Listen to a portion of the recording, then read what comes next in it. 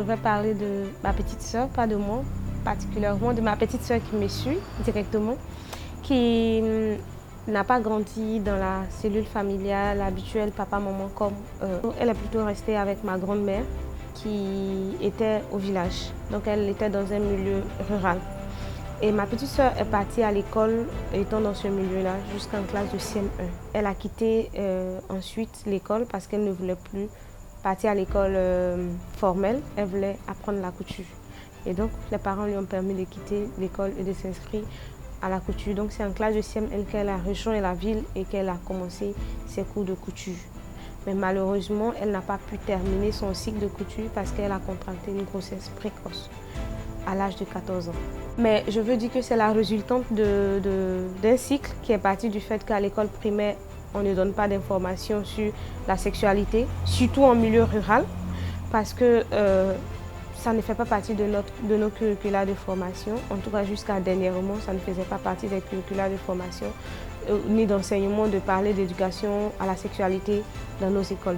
Donc tu suis un cycle où tu quittes l'école sans information sur la sexualité. C'est vraiment en classe de première ou troisième un peu, et en classe de première qu'on parle vraiment de sexualité, mais on parle simplement du cycle menstruel et tout, et des cours de reproduction en terminale. Mais à la base, rien.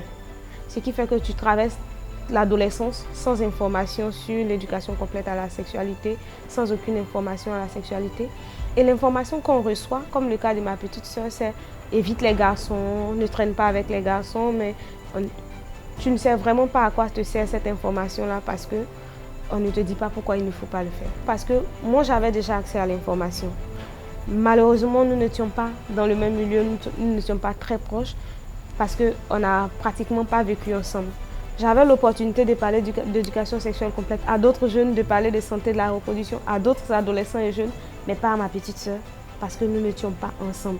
Et ça, je le regrette tous les jours, parce que moi, j'ai eu très tôt accès à l'information, du fait de mon engagement dans les activités extrascolaires, parce que j'ai été très tôt présidente de club santé, déjà en classe de 5e, et j'ai rejoint le Parlement des enfants.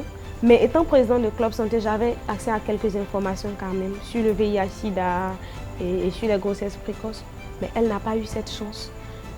Et je me dis que si nous étions dans le même milieu, elle aurait eu accès à cette information.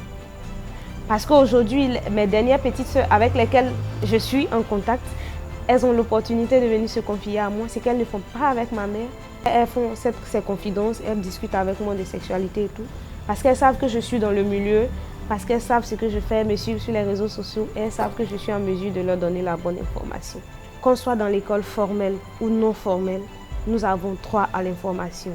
Et il est nécessaire que l'information soit mise à la disposition de tous ces jeunes-là. Parce que je sais que ma petite soeur n'aurait pas voulu être enceinte à l'âge de 14 ans. Parce qu'elle avait des rêves et elle a eu des rêves qui ont été brisés simplement parce qu'elle n'a pas eu accès à l'information. Parce que quelqu'un n'a pas fait ce qu'il devait faire.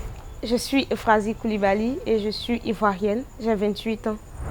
Peu importe le milieu où nous vivons, urbain ou rural, et l'école où nous allons, formelle ou non formelle, nous avons droit à l'information. Nous les jeunes, on veut savoir.